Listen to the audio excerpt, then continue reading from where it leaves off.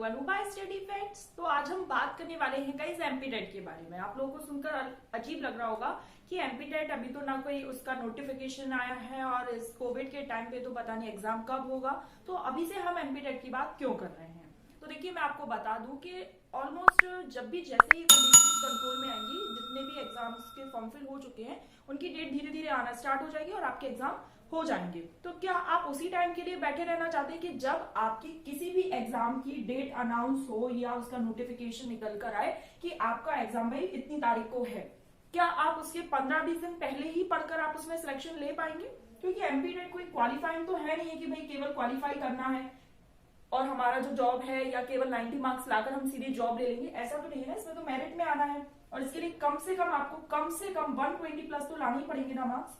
तो किस तरीके से प्रिपरेशन की जाए, क्या अभी से पढ़ना ठीक रहेगा या बिल्कुल एग्जाम के क्योंकि बहुत से लोगों को लगता है भाई अभी से पढ़ के रखेंगे तो चीजों को भूल जाएंगे, इससे अच्छा जब डेट आएगी और बस तभी पढ़ाई शुरू कर देंगे। तो ऐसा बिल्कुल भी नहीं है। आज का जो सेशन है वो पूरा एमपीटेट पर बेस्ड होने वाला है कि किस तरीके से पढ़ना है, किस तरीके से हम क्या स्ट्रेटेजी अपना कर अपनी जो सीट है, भाई हमें दूसरों से मतलब नहीं है कि दूसरा कितने मार्क्स ला रहा है क्या ला रहा है, हमें 120 प्लस और 125 प्लस मार्क्स लाने की पूरी कोशिश करनी है और उसके लिए कैसे पढ़ाई करनी है वो आज हम इस वीडियो में समझने वाले हैं। तो देखो सबसे पहले यहाँ पर मैं बात करती हूँ कि लगभग हम इसको अगस्त तक मानकर चलते हैं कि भाई जैसे ही कंडीशन नॉर्मल होती है, कंट्रोल होगी, उसके बाद एलपी की जो गवर्नमेंट है नोटिफिकेशन निकालेगी, डेट निकाल देगी कि भाई इतनी तारीख को आपका एग्जाम है। ऑलमोस्ट हम इसे अगर अगस्त मानकर चले तो हम यहाँ पर अपनी 90 डेज की स्ट्रेटेजी प्लान कर रहे हैं कि हम 90 दिन में कैसे पढ़े। आपको याद हो 60 डेज की स्ट्रेटेजी लिंक डिस्क्रिप्शन बॉक्स में वो जब दी थी, जब जनवरी में आपका एग्जाम था, नवंबर में मैंने वीडियो अपलोड की थी, तो उसको बहुत अच्छा रिस्पॉन्स मिला। तो इसीलिए मुझे लगा क्यों ना 90 डेज वाली जो स्ट्रेटेजी उस पर काम किया जाए।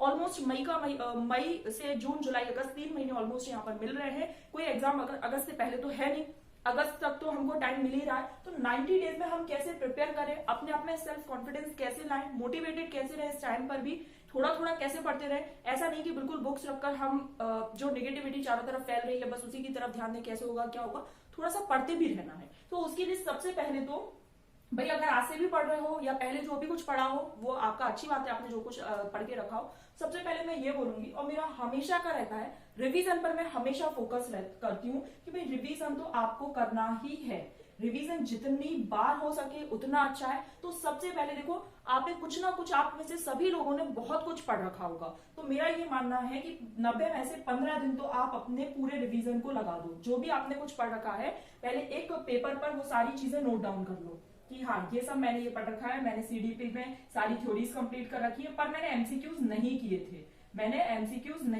चैप्टर वाइज अगर एमसीक्यूज करना है या आपको लगता है कि मिसलिनियस करना है, जैसा भी आपको ठीक लगे। उसके बाद में इंग्लिश में यहाँ पर ग्रामर का कोई रोल नहीं है। मैंने ऑलमोस्ट 1000 बुकैब लर्न की थी। अब 1000 बुकैब जो लर्न की है, क्या मुझे 1000 की 1000 याद है, कुछ मैं भूल गई हूँ। हिंदी में भी मैंने ग्रामर भी कर ली थी, जबकि यहाँ पे ग्रामर का बहुत ज्यादा इंपॉर्टेंस नहीं रहने वाला है क्योंकि पैसेज आते हैं, बट हाँ फिर भी मैंने ग्रामर कर ली थी और मुझे ऐसा लग रहा है कि जो व्याकरण मैंने पढ़ी थी मैं मोस्टली उसकी चीजें भूल गई हूँ। पर्यायवाची भूल गई हूँ, तत्सम कौन से शब्द होते हैं, तद्भव कौन से होते हैं, तो ये सब चीजें अगर मैं भूल गई हूँ तो मुझे इनको रिवाइज करना है। तो यहाँ पर कुछ गोला कर लो, यहाँ स्टार कर लो, भी जो आपको अपने अकॉर्डिंग ठीक लगे। बस एक पहले पेपर पेन लेकर घंटे 2 घंटा लग जाएगा क्योंकि बहुत से लोगों ने तो बहुत कुछ पढ़ रखा होगा, तो उसको एक बार लिख लो कि हाँ ये मैंने पढ़ रखा है। फिर उसके बाद आ जाती है ईवीएस की बात। तो ईवीएस में लोग कहेंगे कि 3rd 4th 5th की एनसीईआरटी कर रखी है हमने। उसके बाद यूथ पब्लिकेशन की मैंने जो बुक बताई थी उसमें यूपी टेट के प्रीवियस ईयर, सी टेट के प्रीवियस ईयर, छत्तीसगढ़ के, झारखंड के, अलग अलग स्टेट के जहां पर ईवीएस से क्वेश्चन पूछे जाते हैं, वो अगर वो बुक कर ली है तो मुझे यूथ वाली जो बुक है उसको मुझे जरूर रिवाइज करना रहेगा। मुझे ऐसा लग रहा है कि मैं भूल गई हूँ।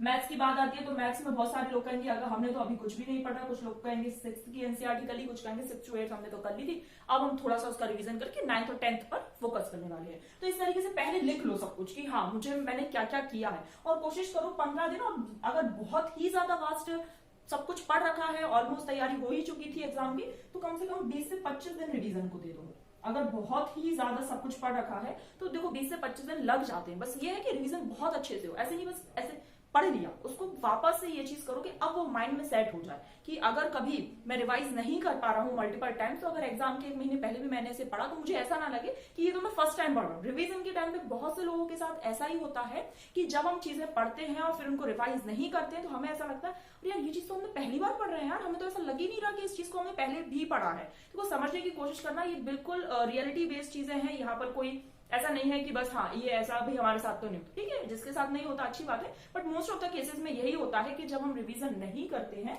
कोई चीज हमने आज 1 मई को पढ़ी, सपोज हमने 1 मई को कोई चीज पढ़ी और उसका हमने रिवीजन नहीं किया, अब क्या 1 जून को भी आपका रिस्पॉन्स यही रहेगा कि हाँ मुझे तो सब कुछ याद है? तो आप कोई भी एनालिसिस कर लो, कोई भी टेस्ट देकर देख लो, अपने आप आपको पता चल जाएगा कि 1 मई को जो आपने पढ़ा था, आपने इन बीच में जो डेज रहे उसमें आपने रिवीजन ना उसको पढ़ना ना उसको देखना, जो शॉर्ट नोट्स बनाए थे उसको कुछ भी नहीं किया, तो क्या आप 1 जून को ये फील कर पाओगे कि नहीं यार मुझे तो सब कुछ याद है? अगर ऐसा लग रहा है तो एनालिसिस करो अपना, एक आध टेस्ट दो, अपने आप सब कुछ पता चल जाएगा। रिवीजन इज कंपल्शन, बहुत ज्यादा जरूरी है, मस्ट है, बहुत ही, मतलब जितना आप पढ़ रहे हो उससे कहीं गुना ज्यादा रिवीजन इंपॉर्टेंस रखता है यहाँ पर। सपोज आप यहाँ पर ये पढ़ रहे हो, ये बॉक्स आपने पूरा फिल कर लिया कि हाँ भाई मैंने ये पढ़ लिया, बस ये जो ये वाला ब्लैक वाला पार्ट है बस इतना सा मेरा पार्ट रह गया है, अदरवाइज ये पार्ट मैं पूरा पढ़ चुका हूँ, ठीक। अब दूसरा बच्चा ये कहेगा कि भाई मैंने तो इतना पढ़ा है और अभी मुझे इतना पढ़ना बाकी है, लेकिन जो मैंने ये पढ़ा है ना, ये वाला पार्ट, इसको मैंने कम से कम 5 बार, 5th टाइम्स मैंने इसको रिवाइज कर लिया, 5 बार मैंने इसको रिवाइज कर लिया। अब आप बताओ, ये पढ़ा तो इसने ज्यादा था, इसने ऑलमोस्ट ये समझ लो 80% पढ़ लिया था, इसने ऑलमोस्ट 50% समझ लो 40 to 50% ही पढ़ा था, ठीक। तो मार्क्स तो इसके ज्यादा आने चाहिए, बट मार्क्स इसके ज्यादा आए, क्यों? क्योंकि इसने रिवीजन मल्टीपल टाइम्स किया हुआ है। तो रिवीजन पर थोड़ा सा जोर देना, और मैं हमेशा हर वीडियो में यही बोलती हूँ, जब भी मैं स्ट्रेटेजी वाली वीडियो बनाती हूँ, खासकर आपने देखा होगा तब तो मैं हमेशा यही कहती हूँ कि थोड़ा सा रिवीजन पर अच्छा खासा जोर दे दिया करो। भले ही सिलेबस ये है कि उसको कभी कभी सिलेबस ऐसा होता है कि हम 100% कंप्लीट नहीं कर पाते, क्योंकि या तो एग्जाम है ऑलमोस्ट 2 से 3 महीने में आ रहा होता है, या जैसे फॉर्म फिल हुए, नोटिफिकेशन आया, फॉर्म फिल हुए, उसकी डेट आ गई और एग्जाम के लिए अभी हमें 2 महीने ही मिले हैं, ठीक है। सिलेबस 80% 90% कंप्लीट कर लो, पर जो आपने किया है क्या वो आपको वाकई में आता है, क्या आप उसको भूल तो नहीं रहे? इस तरीके से चीजें आपको समझनी होगी। तो लगभग 15 से 25 दिन का टाइम है, 15 से 25 दिन का टाइम है, अपने अपने अकॉर्डिंग देख लो, आपको लगता है कि हाँ आप कर पा रहे हो तो अच्छी बात है, नहीं है तो थोड़ा सा और टाइम ले लो, रिवीजन तो करना है। फिर इसमें टिक लगाओ, जो जो सेक्शन आपने ये छोड़े थे, भाई इसको रिवीजन करना है, इसको अभी बिल्कुल नहीं पढ़ा तो इसको एक बार पढ़ लिया, जब दूसरी बार पढ़ो तो दूसरा टिक लगाओ, तीसरी बार पढ़ो तो तीसरा टिक लगाओ, ताकि रहे कि हाँ एमसीक्यूज मैंने 3 बार कर लिए, थ्योरी का अभी रिवीजन करना था, मेरे मार्क्स कम आए एमसीक्यूज में, तो अब मुझे थ्योरी पर ज्यादा फोकस करना है, उसके बाद मैं एमसीक्यूज लगाऊंगा। तो अपना एनालिसिस देखो, सबकी क्या होती है, सबकी मेंटलिटी अलग होती है, सबके सोचने का तरीका अलग होता है, इंडिविजुअल डिफरेंसेस हमेशा हर व्यक्ति, मतलब हर जगह आपको हर फील्ड में देखने को मिलेगा। 2 व्यक्ति किसी भी मतलब इंटरेस्ट सेम नहीं हो सकता, उनकी जो सोचने की क्षमताएं हैं वो कभी सेम नहीं होती, तो भाई यहाँ पर भी कैसे सेम हो सकती है? अगर आपको ये लगता है कि थ्योरी के जस्ट बाद एमसीक्यूज करने हैं तो वो भी कर सकते हो, आपको लगता है पहले पूरी थ्योरीज कंप्लीट करनी है, 20 वीडियोस थ्योरी की मैंने बनाई, अपलोडेड है, आप चाहे तो देख सकते हैं, सीडीपी फुल कोर्स में अनुवाद सर्टिफिकेट, लिंक आपको डिस्क्रिप्शन बॉक्स में मिल जाएगी। आप चाहते हैं एमसीक्यूज केवल करें फिर उसके बाद थ्योरी पर आए, आपको जैसा ठीक लगे बस करना, वैसा जो आपको ठीक लगे, किसी के प्रेशर में आकर आप ज्यादा टाइम तक उस चीज को स्टेबल नहीं रख पाओगे, और स्टेबिलिटी बहुत जरूरी है, एटलीस्ट 90 डेज तो स्टेबिलिटी बनाए रखो। अगस्त तक तो यहाँ पर हमें एमपीटेट, अगर हमने एमपीटेट पर फुल फोकस कर लिया तो कोई हमारी सीट, हमारी जॉब हमसे नहीं ले सकता, that is for sure, but 90 days एक कंसिस्टेंसी बनाकर रखनी पड़ेगी। अगर आप आज के टाइम पर 4 घंटे भी पढ़ रहे हो तो I think more than sufficient है, 4 घंटे मोर देन सफिशियंट। बस ये है कि थोड़ा सा डिस्ट्रैक्शन ना हो, जब पढ़ रहे हो थोड़ा सा मोबाइल साइड में रख दो, कोई भी सोशल साइट वगैरह है तो उसको उतना ही टाइम दो जितना नीड हो, अननेसेसरी स्क्रॉल मत करते रहो कि हाँ भाई ये चीज है, ये देख लिया, तो ऐसा मत करो, ठीक है। केवल 3 से 4 घंटे भी अगर आपने पढ़ी, फिर जैसे जैसे एग्जाम पास आता जाएगा, डेट आती जाएगी, तो उस हिसाब से और वीडियोस बनाऊंगी, फिर मैं आपको बताऊंगी कि अब आपको कितना पढ़ना चाहिए। यहाँ बात होगी, यहाँ हमारा रिवीजन हो गया। अब हमारे कुछ पॉइंट्स ऐसे निकल कर आए जिन्हें तो हम बिल्कुल पढ़ना भूल गए थे, क्योंकि हमने अपने सिलेबस पर जो हमने रिवीजन कर लिया, जो हमने पढ़ा, अब अपने सिलेबस से मैच करा इस चीज को कि हमने क्या क्या पढ़ रखा था। तो यार हमें तो ऐसा लग रहा था कि हमने सब कुछ पढ़ लिया, बट यहाँ देखा तो यहाँ तो 80% भी कवर नहीं हो रहा है, 70 समझ लेते हैं कि यहाँ पर 70% कवर हुआ है केवल सिलेबस का, ठीक, 70% हुआ है। अब क्या करेंगे? अब आपको जो भी डेज है, ऑलमोस्ट 1 महीना ले लो,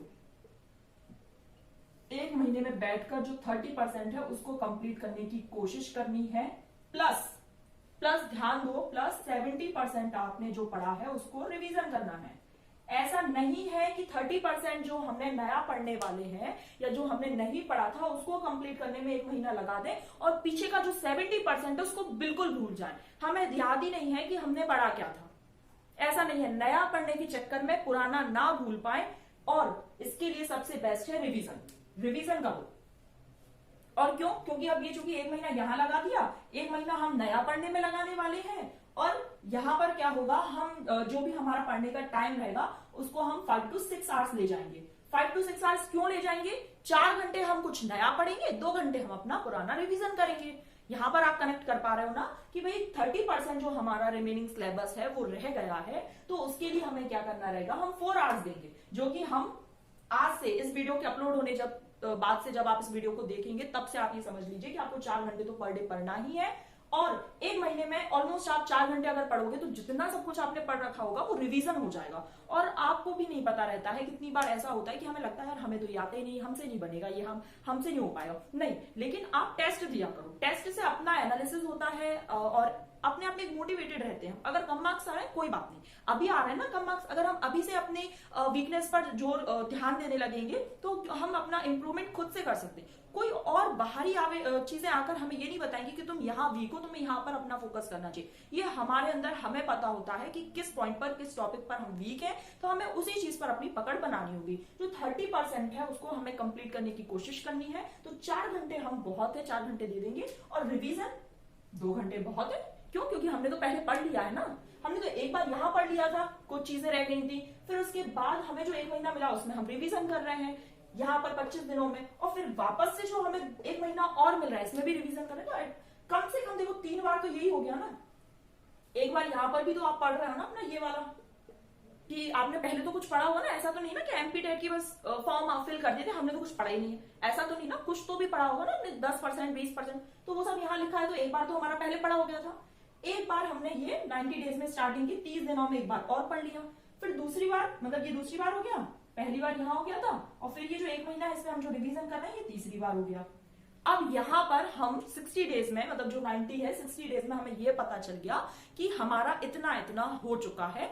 कुछ रहा होगा तो ऐसे टॉपिक्स रह गए होंगे जो हमसे नहीं बन पा रहे हैं। आप ऑनलाइन हेल्प ले सकते हैं, ऑफलाइन पढ़ सकते हैं। कभी कभी ऐसा हो जाता है कि हम चीजें नहीं समझ पाते हैं, और जरूरी नहीं है कि सबका 100% ही यहाँ पर ऐसा लिखा आ जाए कि हाँ 100% सिलेबस कंप्लीट हो गया, और 100% सिलेबस कंप्लीट हो गया तो अब तो हमारा सिलेक्शन हो ही जाएगा। ऐसा नहीं है। बस ये है कि जो टॉपिक्स हम पढ़ रहे हैं, जो टॉपिक सिलेबस के अंदर है, क्या वो हमने कंप्लीट कर लिए। अगर कोई टॉपिक रह भी गया है तो उसके पीछे मत भागना। जो हो गया, जो टॉपिक हमने कंप्लीट कर लिया, जिस पर हमारी पकड़ अच्छी, उसे हम छूटने नहीं देंगे। बस एग्जाम में आ जाए जिस पर हमारी पकड़ अच्छी हो, वो क्वेश्चन तो बिल्कुल नहीं छूटना चाहिए। अगर वही क्वेश्चन हमसे नहीं बन रहे हैं तो जो चीज हमने छोड़ी है वो तो कैसे बनेगी। तो ये थोड़ा सा ध्यान देना है। हमारा ये हो गया, अभी भी हमारे पास 1 महीना बचा है, पूरा 1 मंथ बचा है, और अभी तो डेट पता नहीं है तो कितना टाइम है भाई, वो तो एक्स्ट्रा मिलने वाला है, लेकिन 1 महीना हमारे पास फिर भी है। तो यहां पर हम टेस्ट देंगे, रोज का 1 टेस्ट, ज्यादा नहीं, केवल 1 टेस्ट, और जो 30% है उसको रिवाइज करेंगे, और जो 70% है उसको रिवाइज करेंगे। अब जो 30% है उसको क्या करना रहेगा, 3 घंटे 30% को देने रहेंगे, 3 घंटे हमें ये 70% वाले को देने रहेंगे। और टेस्ट लगाओगे तो 2.5 घंटे का पेपर होता है, तो ऑलमोस्ट आपका 2.5 घंटे का जो पेपर होता है 150 मिनट्स का, तो ऑलमोस्ट देखो पहले 4 घंटे पढ़ते थे, फिर 6 घंटे, और ऑटोमेटिक 8 साढ़े 8 घंटे। तो देखो पहले महीने में हमने 4 घंटे पढ़ा, दूसरे महीने में हमने 6 घंटे पढ़ा, और तीसरे महीने में हमने 8 घंटे ऑटोमेटिक हो गए, और आपको पता भी नहीं लगेगा। ये चीज बहुत ज्यादा, मतलब मुझे तो बहुत सही लगी। आप लोग इसको एग्जीक्यूट करके देखना, कमेंट में बताना कि आपको ये कैसा लगा। आज का सेशन केवल इसी बेस पर था कि हमको रिवीजन कितना करना है, हमको क्या क्या पढ़ना है, और फिर एक वीडियो में इस पे बनाऊंगी कि जो मैंने 60 डेज वाले में बनाई थी ना, स्टार्टिंग में 15 दिन में थ्योरी करो, फिर 10 दिन में ग्रामर करो, फिर 20 दिन में ये करो, इस तरीके से वो सेक्शन बांट कर, अगर आपको याद हो तो 60 डेज में मैंने कुछ ऐसे बताया था कि 20 बांट लो, फिर 15 बांट लो, फिर 5-5 बांट लो, इस तरीके से कुछ बताया था ना। वो डेज भी डिस्ट्रीब्यूट करके बताऊंगी।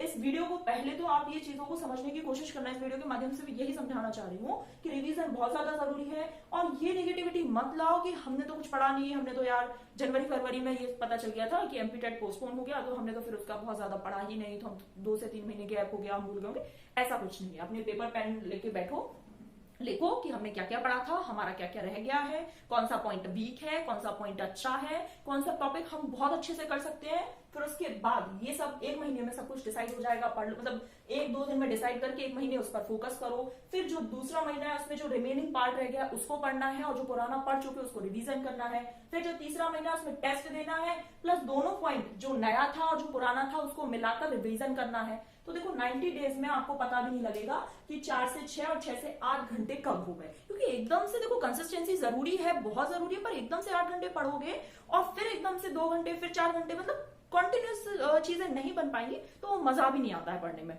और फिर उतना अच्छा आप स्कोर भी नहीं कर पाएंगे। तो अगर 4 घंटे पढ़ रहे हो तो इतनी कंसिस्टेंसी तो रखो कि 1 महीने 4 घंटे पढ़ो, ऐसा नहीं कि एक दिन 10 घंटे पढ़ लिया दूसरे दिन 1 घंटे भी नहीं पढ़ पाया, तो एवरेज कुछ भी नहीं निकल रहा है ना आपका। तो ये कोशिश करो भाई 4 घंटे पढ़ रहे हैं हम पहले के महीने में, तो 4 घंटे हम बहुत मन से पढ़ेंगे, कोई भी डिस्ट्रैक्शन नहीं होना चाहिए। अगर ऑनलाइन पढ़ो तो वीडियो को डाउनलोड करो, उसकी स्पीड बढ़ाकर पढ़ो, कुछ ऐसी चीजें जहां पर हम अपना टाइम बचा सकते हैं, और फालतू की चीजें जो अननेसेसरी है जो हम स्क्रॉल करते रहते हैं वो थोड़ा सा डिस्ट्रैक्शन से बचो जितना हो सके। अभी एग्जाम है, एग्जाम जब तक नहीं हो जाते थोड़ा सा डिस्ट्रैक्शन से भी बच सकते हो, नेगेटिविटी से बच सकते हो, इसने इतना पढ़ लिया, इसने ये कर लिया, मैंने ये नहीं करा, इन सब चीजों से भी दूर रहना चाहिए, और रहना ही पड़ेगा। अगर ऐसा लगेगा कि मैं तो कुछ नहीं कर पा रहा, मेरे से तो कुछ नहीं हो रहा, मैंने तो 2 महीने पहले पढ़ाई बंद कर दी थी, मैंने तो 2 महीने से किताब भी नहीं उठाई, तो यहाँ पर ये क्यों लिखवा रही हूँ मैं आपसे, इसीलिए तो लिखवा रही हूँ कि आपको खुद अपना पता चले कि आपने क्या क्या चीजें मिस की है या क्या क्या चीजें पढ़ ली है। यहाँ पर देखो पॉजिटिविटी भी है, थोड़ी सी नेगेटिविटी भी है। पॉजिटिविटी ये रहेगी कि हाँ मेरा इतना हो गया, नेगेटिविटी यार ये नहीं हुआ, तो इसके लिए जब नेगेटिविटी आए तो 90 डेज याद रखिएगा, 90 डेज तो केवल कहने की है, बाद बाकी तो और भी दिन मिल सकते हैं हमारे।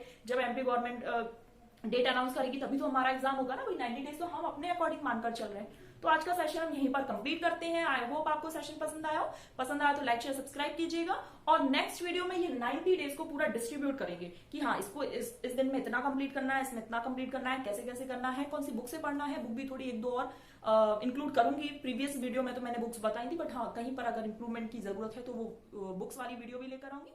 चलिए थैंक्स।